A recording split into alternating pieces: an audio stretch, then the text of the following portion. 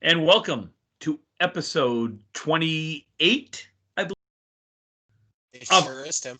of Ripping the Rack podcast. I'm Tim, I'm Brian. What's up, and everybody? what's happening? Good Tuesday morning. Yeah, happy Tuesday morning, Tim. Happy Did Tuesday you do anything morning. fun this weekend, like bowl? I did. I bowled. Yeah, Uh, you bowled a lot this weekend. I I, only threw 5 strings this weekend, but they I, were with I, you and they our were. wonderful teammate Aaron Merrill. Yes. Aaron told us So, not to. Aaron told me that we can't talk about her on the podcast because she didn't bowl well this weekend. So I am not going to talk about Aaron and how she struggled on Sunday. but an outstanding teammate. Sure, but we won't say anything about her struggling on the Well, we lane. shouldn't because you and I did our fair share of struggling as well. Oh, dude, I saw every But split of boy, that goal. did we open up like a house of fire, though, huh? Yeah, that was fun. That was a nice. Of course, what I take out about that is not that I had a 144 string, but it was the fact that I finished spare with a nice 1-8 finish. Two, Phil. Yeah, that kind of set the tone for the next 3 strings because I don't know if any of us got a break on any fills we had after that. I know I ripped the middle out a lot. I think I said I saw every split imaginable except for the back row and the 7-9-10 because I did have the Well, 7-8-10. you did. I think you saw 52 splits out of 50 boxes. I'm pretty sure that would be about right. Yeah, that was a Anyways, lot. good bowling at Oakland Park. Jason ran a good tournament. Yeah. I've got nothing bad to say about And I will compliment him. And I said this during the tournament. I enjoy the way it was set up. I like having one team to 2 sets of lanes. It goes by so fast. I mean, we were yeah. still at normal time, but it didn't seem like you were waiting for people. It didn't seem like, you it just seems like, and I've noticed that in our leagues too. Like on Wednesday and Thursday night when I bowl, we're done quicker than we normally are. Well, I mean, we weren't today, but no, we were quicker. We were done a little bit today, a little earlier. Not tremendous, but I mean, it was. I told Jason afterwards. We had the conversation about the splits because it wasn't just you and I or Aaron. It was a lot of people had that same issue. A lot of 2-and-1s, a lot of just not carrying that extra pin, and even Jason had said he's kind of at a loss because he did the plates and everything else. And I heard that. That was for you, Donald. And he had done the plates. He was working on things when it comes to that. But I think people need to hear this too. A typical league night for Jason Kaler, because he bowls Tuesday, Wednesday, Thursday. Every league that we have, he bowls it. Well, he works. So he owns but it. He owns the place, but he bowls in the league. He is the only person that works behind the counter for both the register and the bar. He's the mechanic. And he is everything else. The phone rings, he answers it. Do we have to wait a little bit longer for him to bowl? Oh, yes, we do. Yep. But it's worth it because Jason is a wonderful man, a great individual, and a hell of an alley owner, and he works his ass off to make that place run. Yeah, he does. And he still averages 120 something while he's doing it, which I don't know how he does it. Well, he and I he doesn't. Yeah. Yeah, he and I had that conversation today about specifically about the averages because we got to talk and he was like, he goes 6, 7, 8 years ago, he was like, you and I, and talking about me, him and I, he goes, we will lead the averages in every league. We were 130 to 129, 129 to 128. Yeah. He goes, now for the last 2 years, it's been, he goes, what'd you do? You led the house in average with 121. This year you're at 119 to 120, and I'm at a 120, 121. He's like, and across the board, everyone's down 2 to 3, maybe 4 pins. Yep. And he's like, I'm not entirely sure what's causing it. And I think some of it's the fact that those pins are older. Normally those when you get pins, Howard put those pins in, and this is back when Howard owned it. So that will tell you kind of how old they are to begin with. but I think those pins came in when I was either 15 or 16. So they Okay. are 20 to 21 years old. Yeah, but they still should have some life left in them. And matter of fact, they should be falling better because they are older and their bottoms have worn Okay, down a little bit. I'll give you that. But what happens when you put in 20 to 25-year-old sidekicks and 60-year-old steel plates on it? Well, that's where he and I talked. It's uh, if COVID hadn't hit and if this was a normal year, then perhaps he would have some extra funds, for this coming spring, summer, where he could do some work on the sidekicks. He could put some new rubber in. Right. He could actually, get some side action, because right now you're not getting a lot of action off the walls. You're really not. Everything is up and over from what I've seen. Yeah. Yeah. So and for everybody who looks on the internet and has seen the comments in the past, oh, you threw a 160 at Oakland Park. Well, it's flat gutters and it's fast. Go bowl there right now. You tell me if it's fast. You earn it. If you throw a 150 or a 160 in that house, you're earning it right now. And Matt Huff did that today. Yeah, Matt had a 150. For a 150. Yeah. But it's not even you get penalized if you're on the corner or if you're in the quarter pins. You're penalized if you're legitimately 2 spots too full on the head pin. Oh God, yeah. Yeah, you're not getting a whole lot of breaks if you're full right now. And that's right okay. Now. I mean, it's made me a better bowler, I think. Yeah, do my scores suck? Yeah, they're not great. Is my ball better than it was 2 to 3 years ago? That's for a multitude of reasons, but a lot of it is I've had to get better at Oakland Park to hit the head pin. Yeah, I mean, yeah.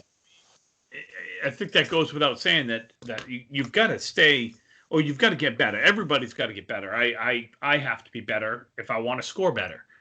Mm-hmm. I just have to be. So I've got to do something different because Speaking of that, was really cool today. Did you see a couple of the guys we both Thursday Night League with? They came in, they're like, oh, we just came into practice. Yeah. Like, they didn't know there was a tournament. They had just come into practice. Yeah, that's cool. That's refreshing to see. Yeah. Honestly. Yeah, no, that was cool that they came in. I think that what we're seeing, like I've seen you, Jason, Eric on Thursday nights, we're splitting a lot. We're doing a lot of things that we're scoring okay, but we're still leaving a lot of 2-1s, 2-2s. We're not carrying that extra pin.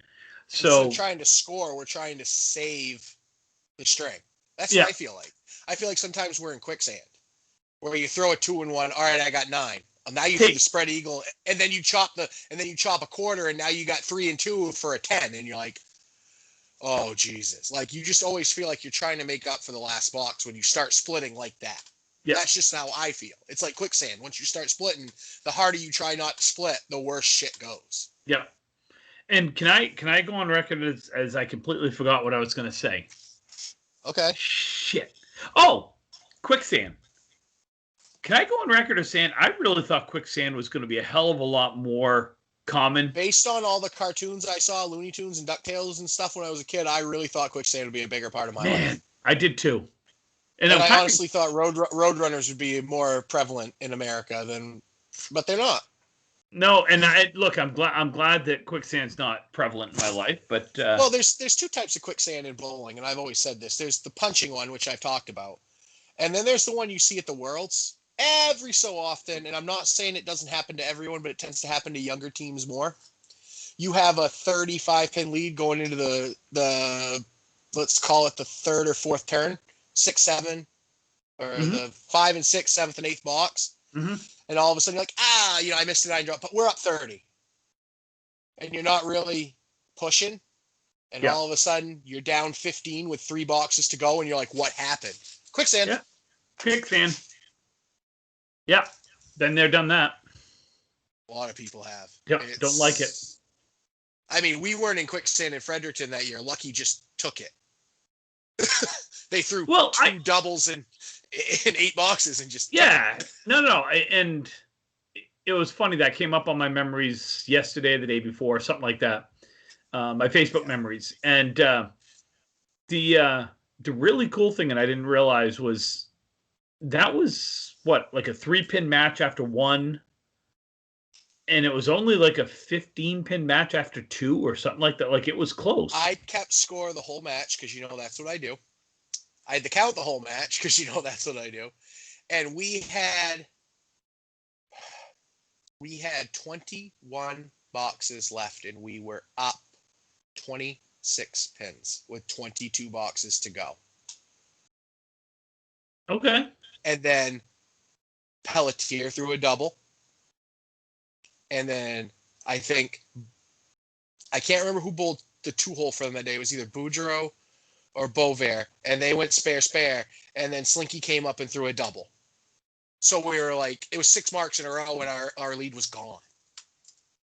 And at that point in time, our team was so young, other than you, other than Purdy, really, other than, MD, where we're like, oh shit, we got to make all these pins up now. And yeah. we got it within 12? I think we lost total by 12. But I don't remember the final. I thought they won. I'm not going to say going away, but I thought they pulled it, 40, 50 pins. I thought.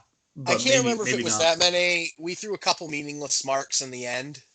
And I don't call any mark meaningless, but at that point, it was over. So we might have cut into it, but you're right. It got out of hand. Yeah.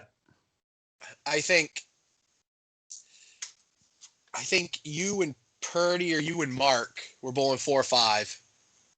Mark was bowling 5th. But by the time we got to you in the 4-hole, I think it was a 32-pin match with 4 boxes to go. Yeah. I don't know. I block out all my losses out of my memory, so I've really have no memory about anything. I'll tell you what, though, when we were Big 20 in main event, I hate you, Lucky Strike.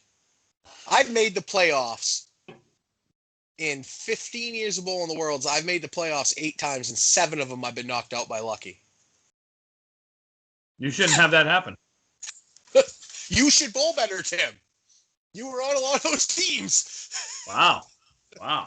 I should bowl better, huh? Okay. Well, I certainly couldn't. You guys weren't letting me sniff the lanes in those matches. I take that back. You put me in for 4 boxes in Halifax. I did. And people were like, "You're doing what?" And I came out and I threw a 9-drop and I made it, and I threw another 9-drop and I made it. Right. And people looked at me and I said, "That's why." And Timmy's like, "No, he's not staying in the next string. No, he's only in for 4 boxes." So we do have a couple of questions that I want to make sure people understand. These are the questions that we're getting, so they know. Yeah. These are important questions that we're getting. Important. So, Leonid Polishek. These are on what, YouTube? YouTube. Leonid Polishek. Yep. So at 31-second mark said awesometeens.online. Anton Smirnov commented at the 50-second mark, active-dating24.online. And Ronald Walker, who is probably the only American, maybe. at the 13-second mark said your dash girls, spelled wrong, dash here.online. Well, there's a couple things we can take from this, Tim. Number one, we are an international craze. We are, yes. We are. People are listening to Ripping the Rack all over the world. Well, out there in Mother Russia.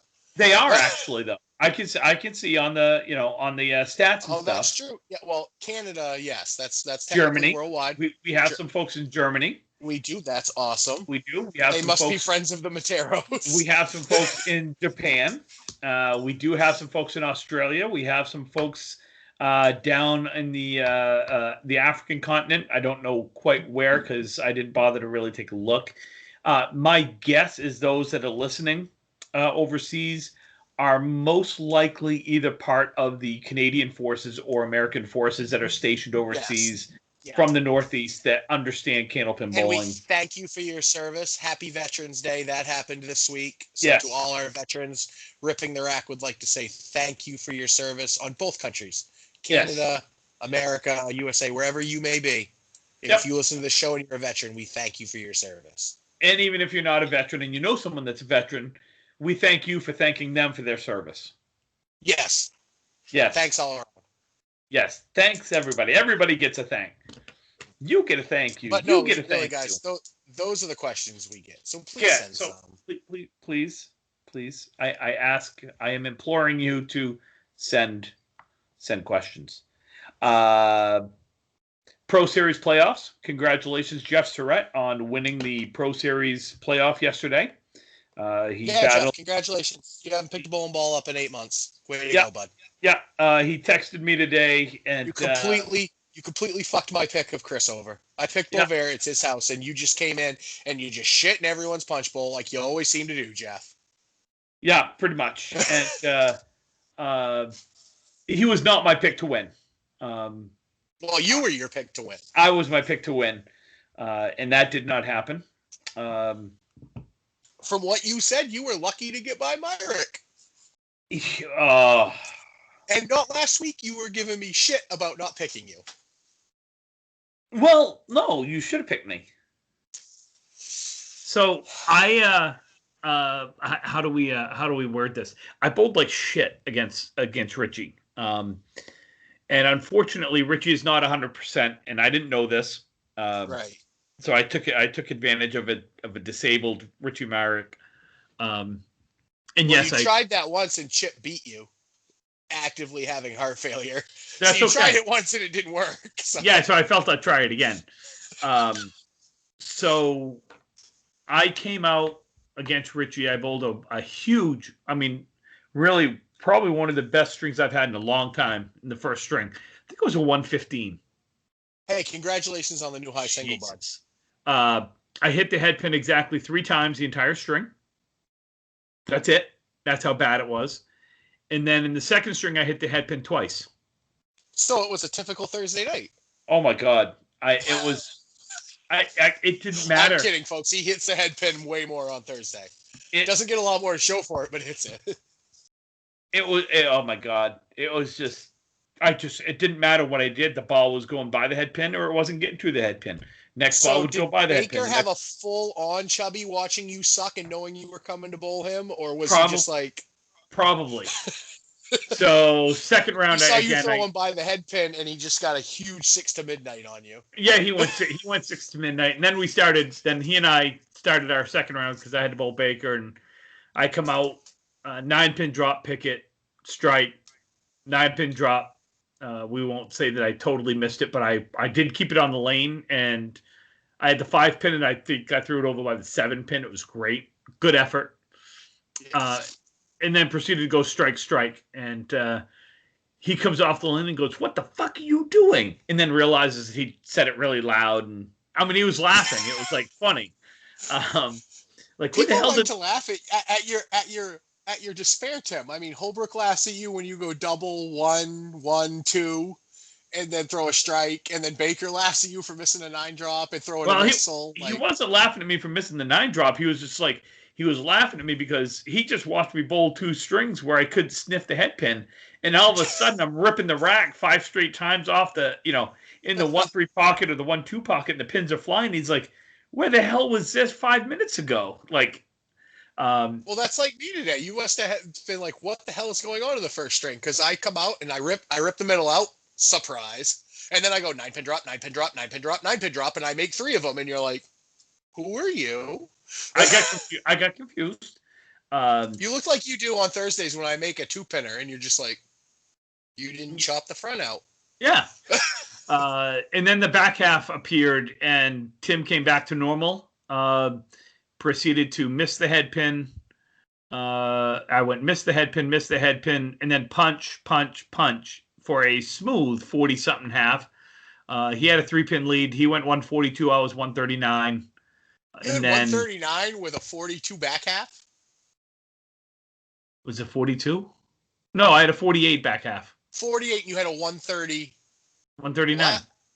Yeah, I had a 90. So you had a 90 plus in the front half. I had what a 90. What is it about you lately? No, explain this to me, because lately I've seen you throw 70 and 80 halves and wind up 120, 130. Do you not like the back half anymore? Do the 6, 7, 8, and 9th and 10th boxes just piss you off? I don't know. I was gonna say something inappropriate, but then I realized that that's probably, people wouldn't get my humor. Okay. No, I'm not going to go there. No, it just I got really full, and I started. Two out of those three punches were spread eagles, and the other one was I don't know, some type of 3-2. Something stupid. Hmm. And then the second string happened, and neither one of us bowled anything in the front half. I think I had like 48, and he had like 52 or 53 or something. So it was an 8-pin. He had an 8-pin lead. Get up in the 6 box, miss a head pin, pick up the spare. He chunked something, and I'm like, okay, here we go. It's a close match. Did you guys bowl at the same time, or was it? Yes, yes, Okay, all yeah. right. Uh, I didn't know if it's and I can say this out loud now because we don't.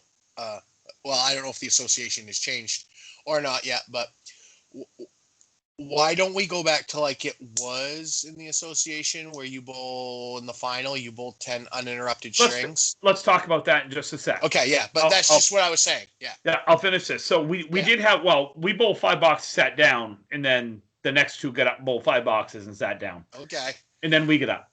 They did that for the first the first 2 rounds, and then after that it was. I get it with people and trying to be safe. I understand that this way. I do. Yeah. So I'm sitting on a spare, down 8, and I'm like, okay, I don't need a hammer. I just need a good fill. Just a good fill. I proceeded to blow the guts out, leave myself the spread eagle.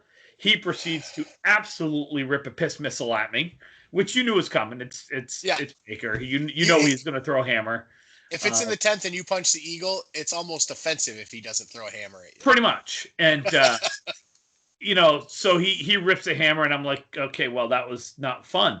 I don't know what I ended up with, 9 or 10 or something. So I'm like, okay, well, he's on a strike. I got to throw a mark to get back at him. Rip the spread eagle again.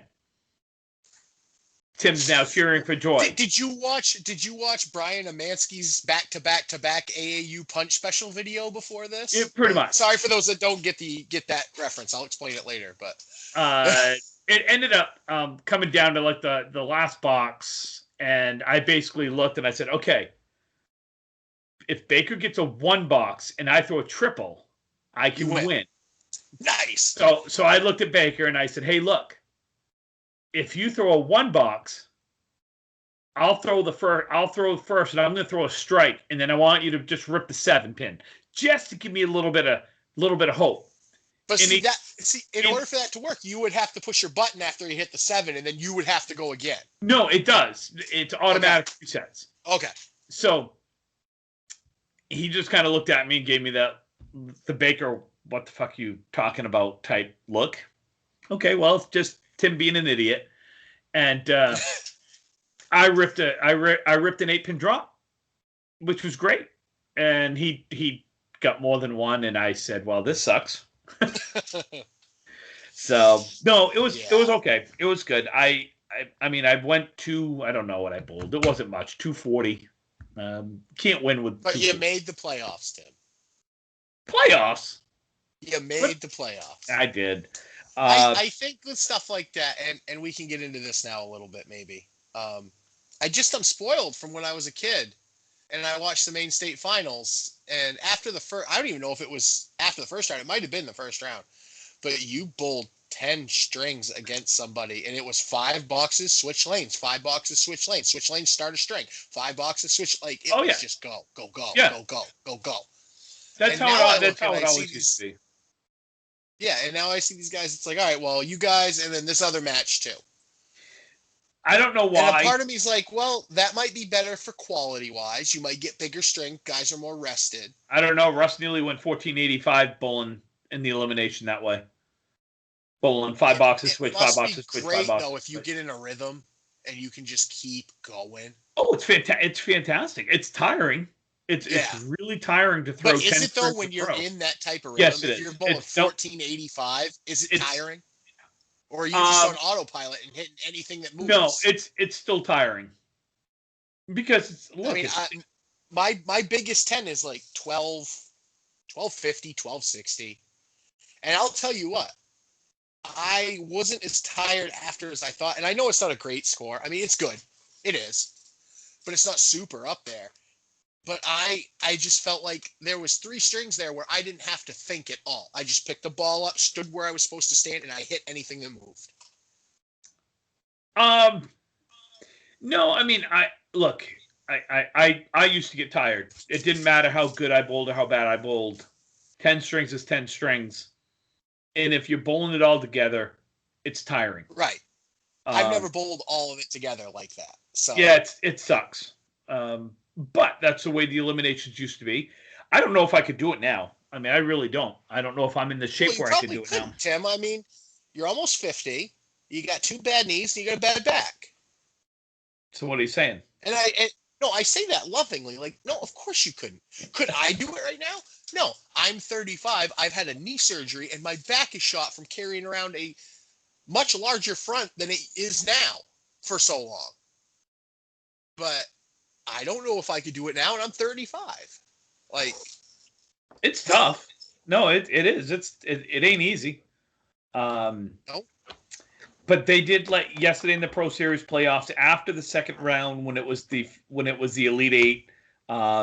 There were 2-string matches where they bowled 2 strings. They didn't sit down. Yeah. So congratulations, Jeff Surratt. He beat Jason Simino in the finals. Congratulations, Simino, too, by the way. Yeah, he had a good run. Man, he throws such a good little sneaky smooth ball. Yeah. It's not fast, but it's accurate and it mixes. Yeah, he beat Freshie in the round of 4 in the final 4. Simino bowled Freshie, and I think Surratt beat Bover, I think. Well, he almost made it to the finals for me. Yeah, I think that's who that was. I left at the. He had to run into the franchise. Yeah, the legend. But it's all good. It was fun. It's they do a good job with it, and now we won't bowl, until I don't know, next September for the Pro Series. Probably, I'm guessing with all the. I mean, Mass now is on Maine's list where you have to quarantine for 2 weeks if you go. Yeah. Because we don't understand how to be a thoughtful fucking state anymore in Maine. Oh, by the way, to anybody who went to that stupid, and I'll say this on, I don't care, stupid fucking anti-mask rally at Hannaford and Sanford, go fuck yourselves. There. Dude. Rant over. I'm so glad that you're not holding things back. I'm sick of it, Tim. I know. Look, we're all sick of it. We're I'm tired of not seeing my family. I'm tired of not seeing my friends. I'm tired of I've seen my uncle once in a year, and he's in Portland medically, and I can't go see him. Right. Because he's in long-term care. So, yeah. Once in a year, I'm sick of this. Yeah. This is a guy who lived with our family. Like, he is family, but we were a poor family. We had 5 of us in one house. Yeah. And I'm used to seeing him almost every single day, and I haven't seen him but once in a year. It sucks. I'm done with it. Yeah. And, and you heard some, over the past several weeks, you've heard people like, well, I'm tired of it, so I'm not wearing my mask anymore. No one's going to tell me that I need to wear a mask. And it's like, do you wear a seatbelt? Well, yeah. Why? Well, because that's the law. Wearing a mask isn't the law, but it's just out of respect for you and me. It's out of respect. Do you wear shirts and shoes and pants into a store? Yep.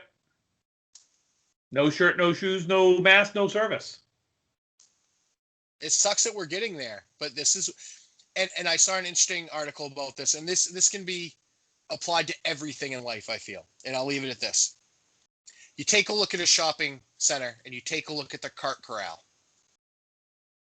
There are people that can't be bothered to lug their cart 2 parking spaces to put it in the corral. Why do you think they're going to wear a mask to help save you? Mm-hmm. Until we can start caring about the cart corral, this is going to be ongoing. Yeah. So, we do have a special segment right here. We do. We gotta get through this. We're getting. Yeah. That went long. Yeah. We got about 15 more minutes. So let's do the Canadian. For you, Hoagie. Let's go, Hoagie. This is the Canadian R10 not top 10, but our 10 draft style world's team that you would put together and I'm going to put together of our friends from the north. Our friends from the Great White North. So you got your list that I kind of sent over to you with some. I do have some, and Tim sent me a list because up until 2005, I never bowled in Canada, so I don't know a lot of the older Canadian guys. So if I had to make a team on my own, it would be all guys from like 2005 and forward. Which is okay. Which wouldn't be a bad team. No, right. And that's perfectly fine. So, but I feel like I'm missing out on a piece of history if I don't know the rest of it. So I do believe we probably both have the same 1 or 1A pick. So. What, Calvin Locke? Why do you always take Calvin first? We all know Corey's better. I'm giving you shit, Calvin. Hey, Angela. Although Corey was higher on my list, but hey, Angela, have suck. Angela, congratulations on your engagement. Oh, that's right. Congratulations. Very much congratulations. And the Habs suck. And granted, you guys been together 10 years, so it's almost like you were already married anyway. But still, congratulations. I'm happy for both of you guys. Habs suck. Yes. Montreal Canadiens suck donkey balls. Okay, let's get to the draft. Okay. I am going to do the great coin flip because we don't have a coin. So we're flipping a bottle cap because, well, it's Brian. So this is the heads. Yep. This is tails. Yep. Timmy, call it in the air. Ready? Yep. Heads. Well, you saw it land. It is heads, so you get the number 1 pick. I am the greatest alive. Doyle rules. Doyle rules. So this is kind of tough because I wasn't expecting the first pick. I'm going to take Robbie Henderson. That was hard. With my number 1 pick, I am taking Nate LeBlanc. Ooh. Earlier than I thought he would go. Why? And well, because I'll pitching machine. I didn't say he wasn't. Hold on. I wrote over what I had. The second pick of the draft. Timotero selects. It's the 3rd pick, but that's okay. Nope, second pick, second round. I had the 2nd pick. Second round. With the first pick with the first pick in the second round of the Great Canadian Draft, Timotero selects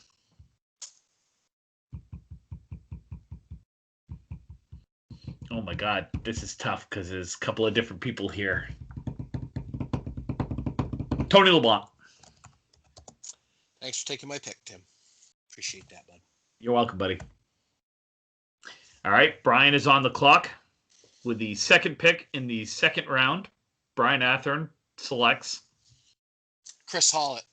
You son of a rotten. I'm not letting you have all of McLaughlin. Damn it. I was almost going to take Chris. I'm taking Chris Daughtry. I mean Chris Hollett. Doesn't he look like Daughtry? Think about it the next time you see him. You look. Oh, my God. That's awesome.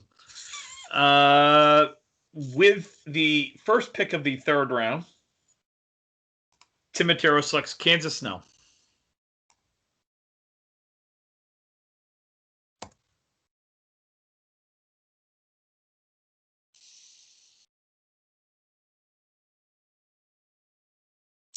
With the second pick in the third round, I select. Oh, this is tough. This is tough.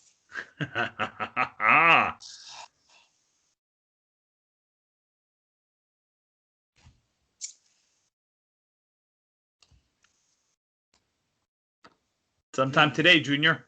It's tough, man. Hold on. This is tough.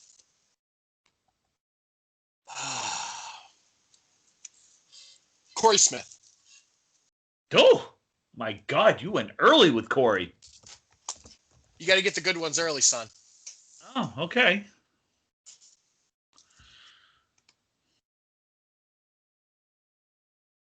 With the first pick of the 4th round, Tim Matero selects Hal Peterson.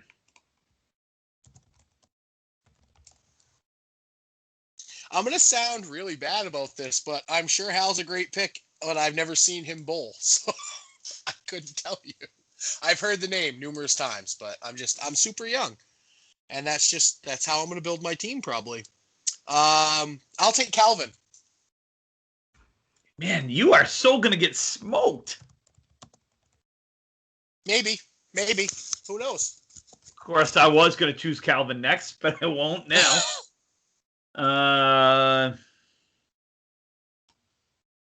With the 5th pick, or the first pick of the 5th round, I am going to take Chris McGrady. Thanks, dude. Thanks. I had Santa McGrady picked next. Guess Christmas came early, and so did Tim. Shocker. Wait. Yeah. Well, I will take the man who everybody looks to when they have a piece of deadwood to play, Brian Bernatchez. I saw that one coming. That's what she said. Why'd you see that coming? When I said everyone looks to him to see how to play the deadwood? Yeah. Dude's not wrong. 90% of the time, he's not wrong. 90% of the time, he's right all the time. With the first pick of the, what round are we in? 6th round. Mm-hmm. Don Gothier. Okay. I'm going more old school. You're going more young school. I am. Except you did add the 842-year-old Brian Bernatchez to your team. Listen, somebody's got to tell the young guys how to play shots. That is true. Look what Kingswood did. He was with Kingswood that first year. I know.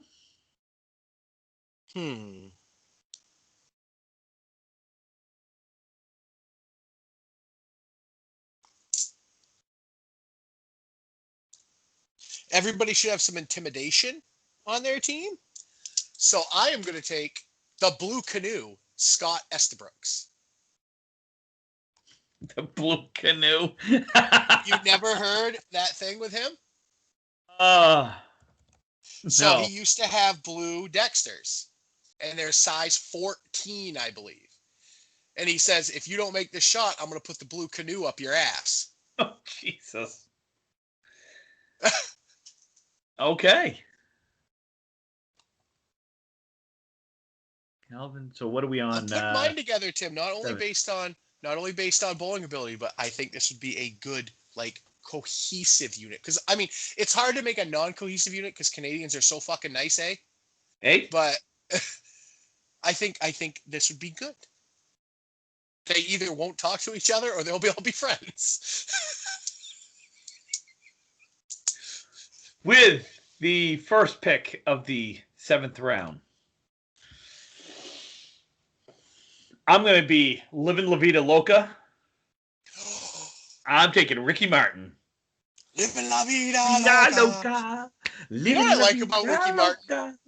What? He starts on the first board on the right side, and his slide ends on the first board on the left side. Oh, yeah. He just goes to the complete diagonal. Yeah. I love it. All right, let's see here. I have the next pick in the 7th round.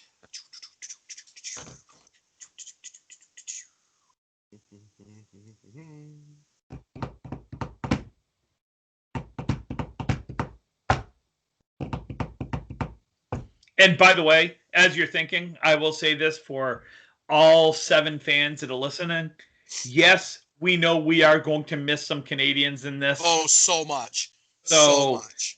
You know, we know we're going to get the, oh my God, how did you miss so-and-so? Oh, I can't believe you missed so-and-so. Well, you know what? Sorry, we're dirty Americans. Well, here's the thing. I missed this guy on my list, and I was reminded of it. I'm not missing him on this list. Matty Bum. Matt Harnett. That's my pick. That's who you're taking? Yep. I'm building youth, and I'm building... look at the amount of world titles I have on my team. And look at the amount of world titles I have on my team. We'll have to add them up at the end. Well, I'm not done yet. I'm not done yet either. I might take a few more that have 6 or 7 titles. I might take a few more that have a lot of titles. With the 1, 2, 3, 4, 5, 6, 7. We're on 8. With a perfect 8. I'm going with one of the best leadoff bowlers in the history of leadoff bowlers. The winner of, I think, 6 titles. I think maybe 7. Sean O'Flaherty. Good call. Good pick. He very well may be the best leadoff bowler in the world.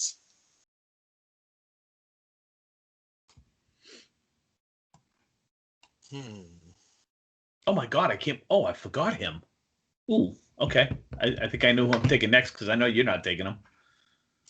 Well, probably not, Tim, if I'm trying to remember back when you're thinking.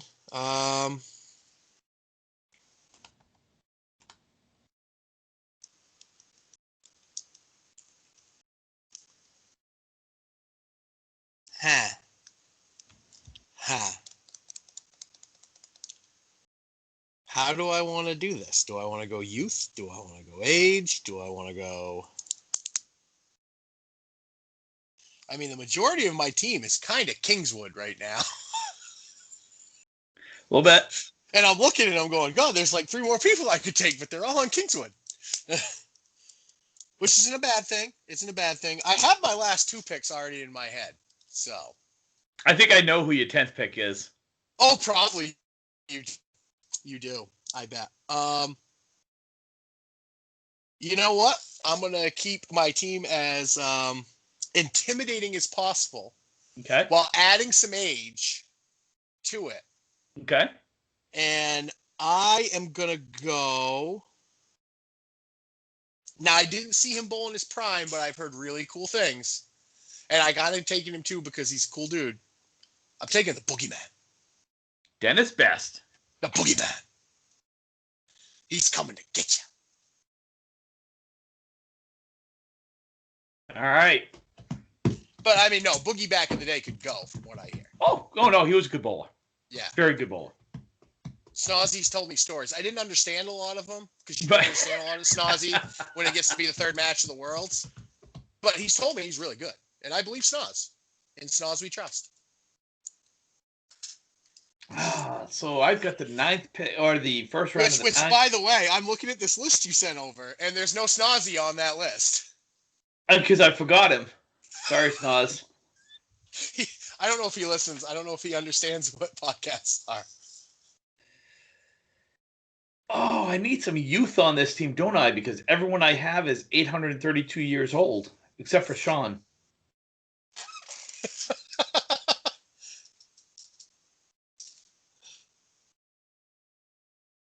Go there.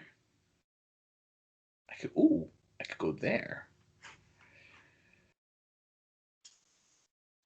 I am going to go Matt McPhee. Good pick. Now I'm at 9 and 10. There's 2 ways I can go with these picks. You know one way I'm going to go. And I think it's the right way to go, honestly. If we're talking about the best, most titles, and all of that, I have a couple ways I can go with this. I'm going to preface this. This is a men's Worlds. Oh, well, fuck, then. I can't take 2 people, then. All right, let's see. And I only say that because I was going to take one of them. Tasha and Jill were my last 2 picks. I was going to take Tasha and Jill. I was going to take one with the 10th pick. I was going to take one with the 10th pick because I knew you were going to take them both. Why? Honestly, sidebar. Why wouldn't we? Because this is a men's tournament. I get that. But you're not telling me those 2 couldn't go all week? It's a men's tournament. Okay, I see you avoided the question. Thank you. I am going to take, for my 9th pick,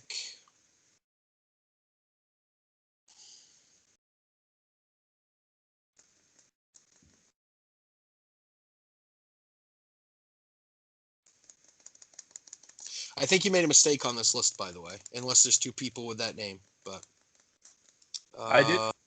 Yeah.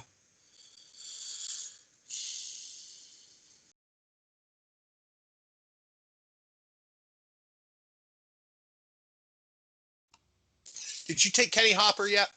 I have not. I'm taking Kenny.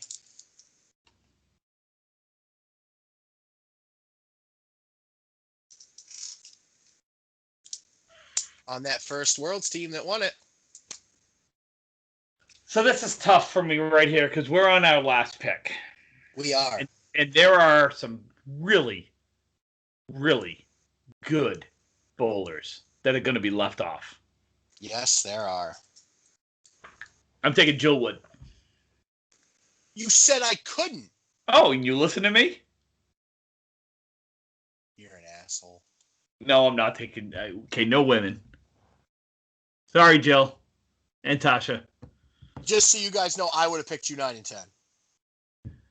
Okay, this is tough right here. By the way, you have Dick Duncan on this list, and Dick Duncan's from Massachusetts. Oh, I didn't mean to put Dick on. Wait. He won the knockout in 05, and he was bowling with a Mass team because we bowled them the first match in the morning. Really? I thought Dick was from Canada. I thought he was from Mass. Well, there's one way to find out. Hold on 1 second. Because I know he won the knockout in 05 in Halifax.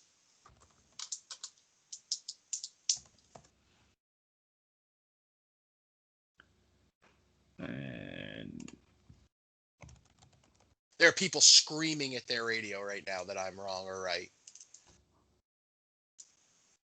Or their phone or something. Or Spotify or YouTube, Anchor, Breaker, YouTube, wherever you listen to your podcast, Ripping the Rack podcast. 1 second, I'm going to have that info for you. Who's your pick? Enhance.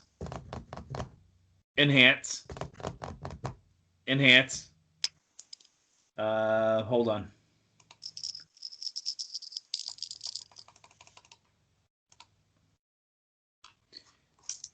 And we've got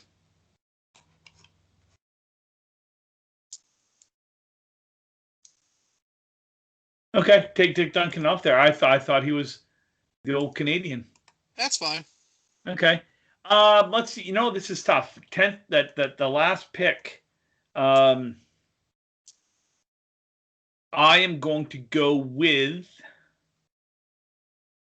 Oh my God! I'm going to leave so many people off this. Jerry Dunn. You fucking dick.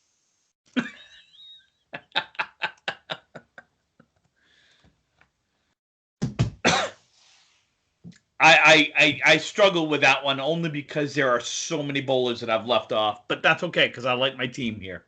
Same here. I'm struggling at this point now too.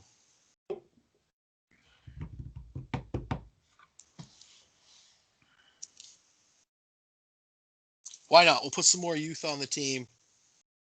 My last pick, Cody Bork. Oh!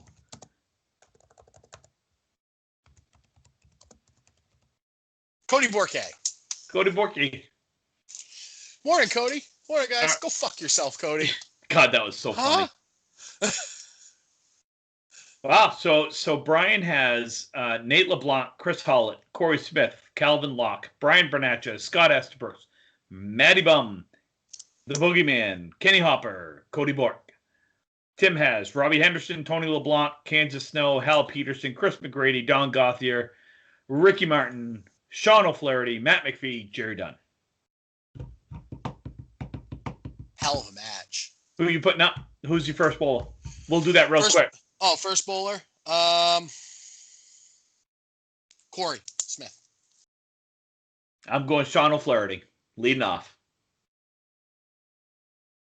2-hole? Calvin.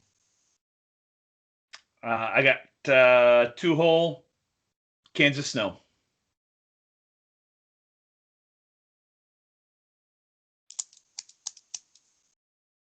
Three-hole for me is going to be Matty Bum. I got Hal Peterson. 4-hole is Chris Hollett. I got Tony LeBlanc. 5-hole is Nate LeBlanc. I got Robbie Henderson. What a match that would be, huh? That'd be fun. Be a good match. Yep. Well, folks, we appreciate you listening. Send your complaints to Brian directly. Damn right. You sure can. Candlepin Kid on Twitter, Candlepin Kid on Snapchat, Brian on Facebook. Wait, aren't you Candlepin Kid 7? No. 77 on Snapchat, maybe? Something, I don't know my Snapchat name. Hold on, I'll look it up. You tell your stuff. TJM502 on Snapchat. TJM502 on Twitter. Ripping the Rack Podcast at gmail.com. You can find us on Facebook at Ripping the Rack Podcast. You can find us on YouTube at Ripping the Rack Podcast. You can find us on Anchor Breaker, Google Podcasts, iHeart, iTunes, Ripping the Rack Podcast. You can find us on YouTube. Did I say YouTube? I'll say it again. Ripping the Rack Podcast. Folks, reach out to us. Thank you for listening. Have a great week. And don't forget, Friday morning, we will have the Friday edition of Ripping the Rack Podcast, where we will discuss everything that we want to discuss other than Candlepin Bowling. Correct. Be safe, be kind, wear your damn mask. Have a good week. Have a good week, all.